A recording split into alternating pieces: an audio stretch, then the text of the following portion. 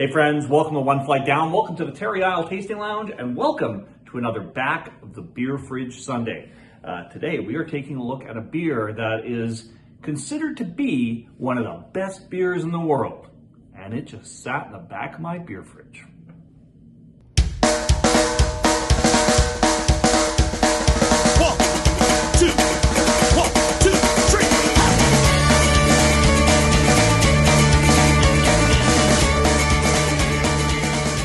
Right, yeah, Back of the Beer Fridge Sunday used to be a fairly regular part of this show. We used to do it once a week. I had so much old beer in the fridge, but I've kind of made my way through a lot of that. I don't have stuff that's like years and years old anymore.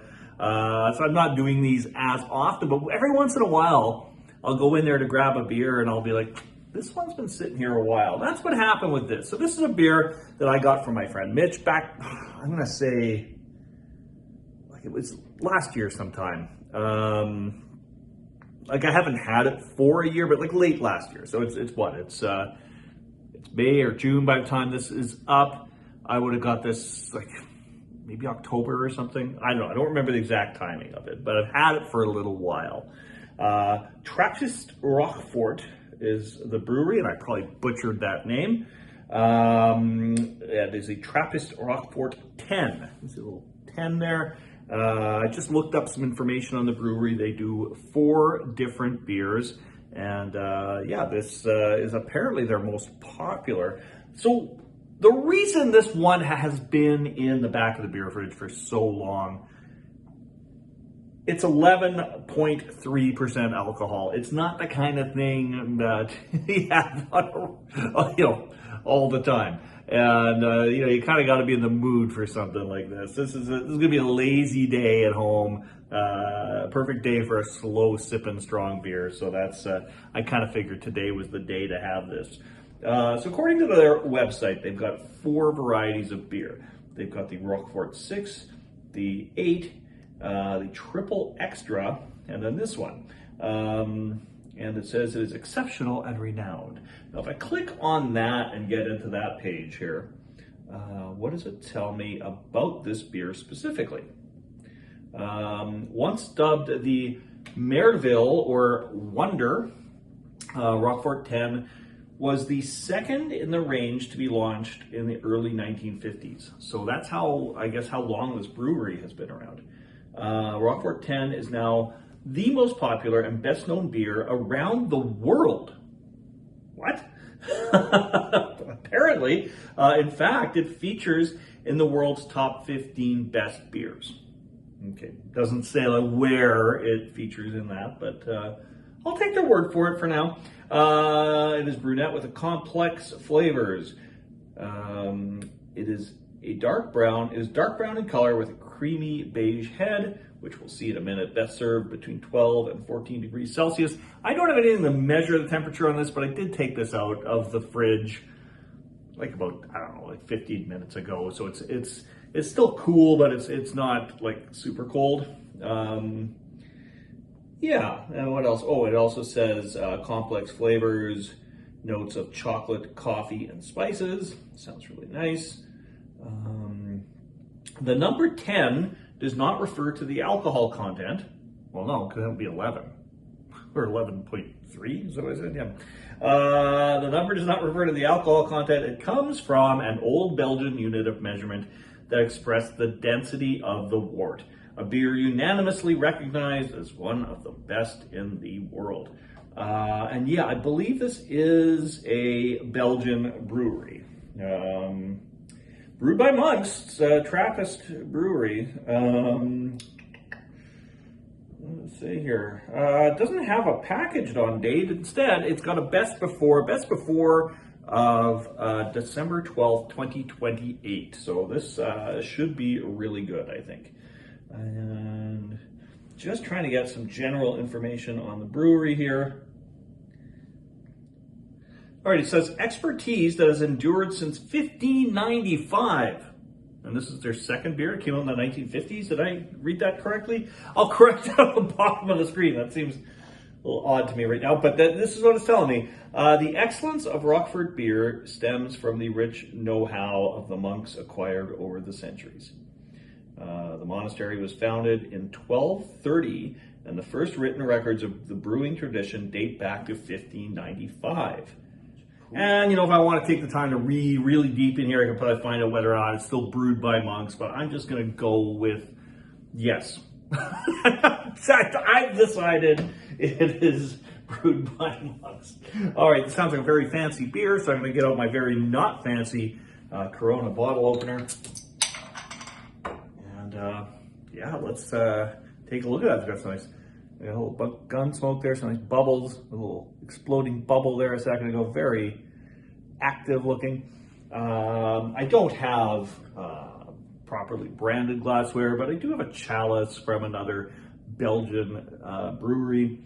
So I think that might be close enough at this point to do, you know, something that seems fairly appropriate for this kind of beer. It seems worthy of a chalice. All right, let's take a look at that. That is nice and dark. Tan head. It's very loud. Like the bubbling, the carbonation there is just loud. It's just bubbling like crazy. Like I'm hearing snap, crackle, and pop in there.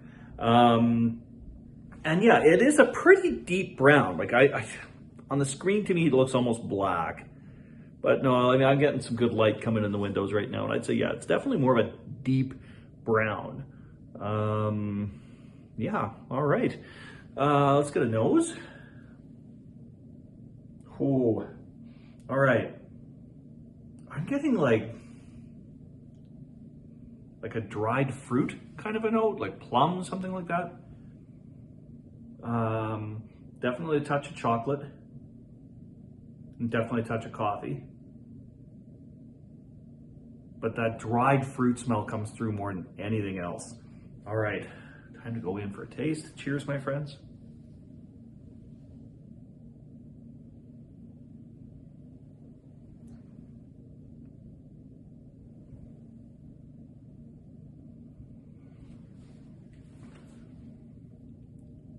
And yeah, you get the dried fruit taste as well. Different than I was expecting because of the description, made it sound more like the chocolate coffee notes would be a little more prominent. And they're there. But it's that dried fruit note that sticks out the most. Yeah, you can... I don't necessarily tastes boozy, but you can tell it's a strong beer. Doesn't necessarily taste like alcohol, but it's got a good body to it. And yeah, you can just, I don't know, I think it's like that sort of beers that tend to have that dried fruit kind of flavor to it. I just associate that with a booziness. Yeah, it's quite good. Is it one of the best in the world though?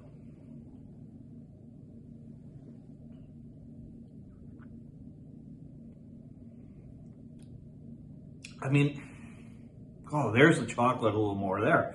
On the kind of on the finish of it. Yeah, there's definitely complexity to this. It is a very hearty beer. As I said, I was expecting this to be a slow sipper, and it will be. I like that there's some different stuff going on in it. I don't know if it's one of the best beers in the world. I've had a lot of great beers. It's really hard to say. But it's quite nice. I do like this a lot. Mitch, thank you so much for getting me this one. I do appreciate this. I've seen this one in the local beer stores a few times, so I know you can get it here, which is kind of nice.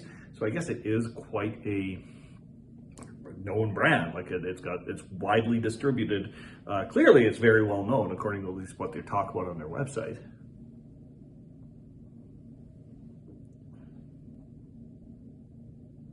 Yeah, all right. Wow, okay. So yeah, every sip I seem to get just some different stuff kind of happening. The dried fruit is a constant. The coffee note is a bit further back. And the chocolate I got on that second sip, and it's a little more subdued.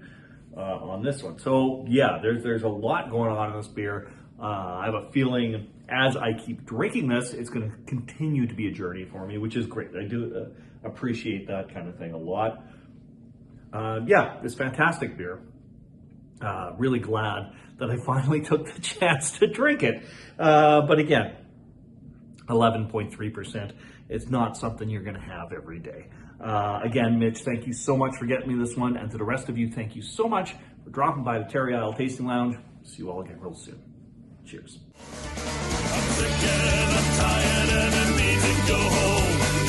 Been here